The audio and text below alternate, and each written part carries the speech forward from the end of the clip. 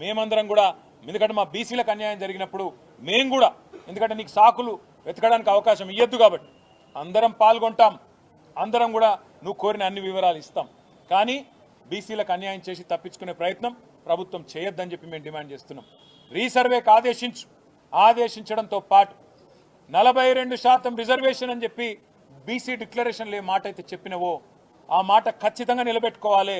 మొన్న నువ్వు అసెంబ్లీ పిలిచినప్పుడు మేము అనుకున్నాం చట్టబద్ధత కల్పిస్తావేమో, 42% రిజర్వేషన్ బిల్లు తెస్తావేమో అనుకున్నాం. నువ్వు బిల్లు తేలే, కేవలం సొల్లు మాత్రమే తెచ్చినావు. ఓ స్టేట్మెంట్ అని చెప్పి పట్టుకొచ్చినావు, ఏదో నిమిషం చదివినట్టు చేసినావు, అవతల పడ్డావు.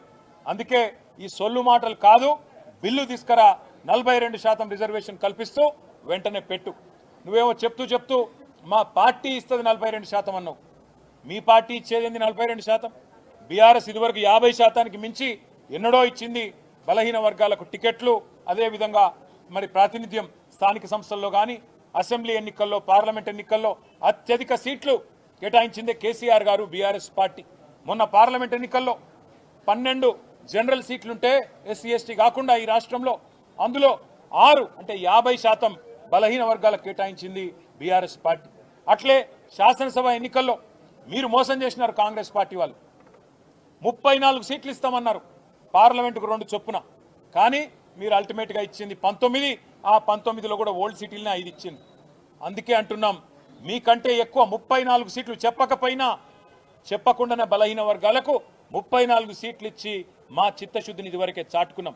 మాకు నీ సర్టిఫికెట్ అవసరం లేదు. కానీ ఈ రాష్ట్రంలోని బలహీన వర్గాల ప్రజల ఆందోళన, ఈ రాష్ట్రంలోని బలహీన వర్గాల ప్రజల ఆవేదన అర్థం చేసుకున్న పార్టీగా రేపటి నుంచి మండలాల వారీగా, నియోజకవర్గాల వారీగా, జిల్లా కేంద్రాల వారీగా మొదలు భావజాల వ్యాప్తిని అంటే బీసీలకు జరుగుతున్న అన్యాయం మీద మా పార్టీ నాయకులు, ఇతర బీసీ సంక్షేమ సంఘాల నాయకులతో వెంటనే ప్రెస్ మీట్ల ద్వారా ప్రజలని జాగృతం చేసే ప్రయత్నం విస్తృతం చేస్తాం.